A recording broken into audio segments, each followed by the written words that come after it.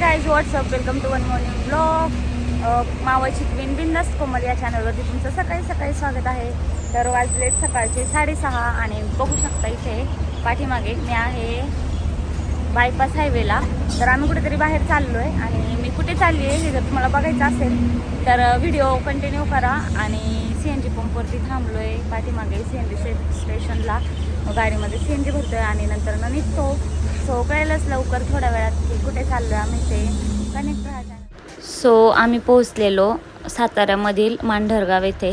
कारण की तुम्हाला माहितीच आहे मागच्या ब्लॉगमध्ये तुम्ही पाहिलंच की आपण घरामध्ये देवी केली आहे. तर त्या देवीची स्थापना आपल्याला घरामध्ये करायची होती.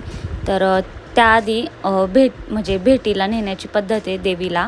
तर म्हणजे कुलदैवताला म्हणजे काळूबाईला पण मांढरगाव येथे आणि नंतर जेजुरीला पण. सो त्यासाठीच आम्ही पूर्ण फॅमिली मस्त संडेच्या दिवशी तिकडे गेलेलो. आणि सुट्टी असल्यामुळे बऱ्यापैकी गर्दी होती तिकडे. पण यात्रेमध्ये जेवढी गर्दी असते त्याच्यापेक्षा थोडी कमी गर्दी होती. त्यामुळे मस्त मंदिरात जाऊन दर्शन झालं देवीचं.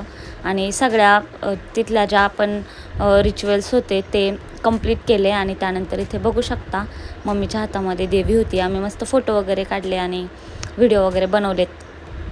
तर नंतर मग आम्ही तिकडनं जायला निघालो घरी. आणि जाता जाता आम्हाला तिथे एक आजी बसलेल्या दिसल्या. तर त्या विकत होत्या करवंद. आम्ही बरेच असे करवंद घेतले. आणि इकडनं मांढरदेवी घाटाचा रस्ता बंद आहे भोर साईडने आंबाडे घाट. त्यामुळे आम्ही वाई साईडने आलेलो. तर तिकडनं येताना सगळ्यांनाच माहिती असेल तिकडे हळद वगैरे पिकते. तर इथे बरेच असे मसाल्याचे पदार्थ आणि हळद असे घरगुती पद्धतीने रस्त्यावरती ते स्टॉल लावून विकत होते. तर तिथनं आम्ही आणले आणि बऱ्यापैकी खूप छान क्वालिटी होती. आणि तिथून थोडं पुढे आल्यानंतर भूक लागलेली आम्हाला खूप जास्त. तर मग तोरणाचं नाव बऱ्यापैकी चांगलं ऐकूनच असेल सगळेजण. तर तिथं असं दुसरं कोणतं हॉटेल एवढं खास वाटलं नाही. म्हटलं चला तोरणाचं नाव बऱ्यापैकी ट्रेंडला आहे तर मग तिथली टेस्ट करून पाहू. मग मस्त तिथे गेलो. मटण थाळीची ऑर्डर केली आणि छान अशा पद्धतीने जेवणाचा आस्वाद घेतला. बऱ्यापैकी होतं जेवण. एवढं असं काही म्हणजे नावाप्रमाणे एवढं पण खास नव्हतं पण ओके होतं. मग ते खाल्लं वगैरे. आणि त्यांची एक खासियत होती की त्यांची जी बाहेर पानटपरी असते हॉटेलवाल्यांची तर तिथे एक पानटपरी होती. इतके सुंदर पानाचे प्रकार तिथे होते. आणि त्यांनी खूप छान पद्धतीने असं डेकोर करून ठेवलेलं त्यांचं पूर्ण काउंटर. तर तिथे एक टेक घेतला मी. आणि आमच्या सगळ्यांना जेवल्यानंतर पानाची पार्टी पाहिजे होती तर मग ती माझ्याकडून होती. सो मस्त असं त्यांना पान वगैरे खाऊ घातलं. मी पण खाल्लं. बाकीच्यांनी चॉकलेट खाल्लं. मी नॉर्मलच खाल्लं कारण की जेवणानंतर एवढं स्वीट खाण्याची इच्छा नव्हती. मग नॉर्मल मसाला पान खाल्लं. आणि कोणाकोणाचं पान फेवरेट आहे त्यांनी कमेंटमध्ये येऊन मला नक्की सांगा. माझं तर खूप जास्त फेवरेट आहे. आणि तुम्ही तर बघू शकता व्हरायटी ऑफ पान होते त्यांच्याकडे. म्हणजे मी तर पूर्ण नाव वाचले पण नाही कारण की आम्ही निघण्याच्या घाईत होतो. आम्हाला जेजुरीसाठी निघायचं होतं पुढे म्हणून. आणि घाट बंद असल्यामुळे आंबाडे घाट आम्हाला खूप लाँग रूटने यावं लागलं वाई साईडने वाईच्या घाटातनं. तर अशा पद्धतीने आहे हे शॉप. कधी जर गेलात तर नक्की व्हिजिट करा आणि यांचे छान पान ट्राय करा. तिथून पुढे आमचा परतीचा प्रवास स्टार्ट झाला. जेजुरीसाठी आम्ही निघालेलो मस्त खाऊन वगैरे. आणि खूप जास्त झोप लागत होती आणि मी नेमकी फ्रंट सीटला बसलेली. झोपता पण येत नव्हतं पण तशीच एक डुकला काढत कसं बसं मी रस्ता म्हणजे क्रॉस केला.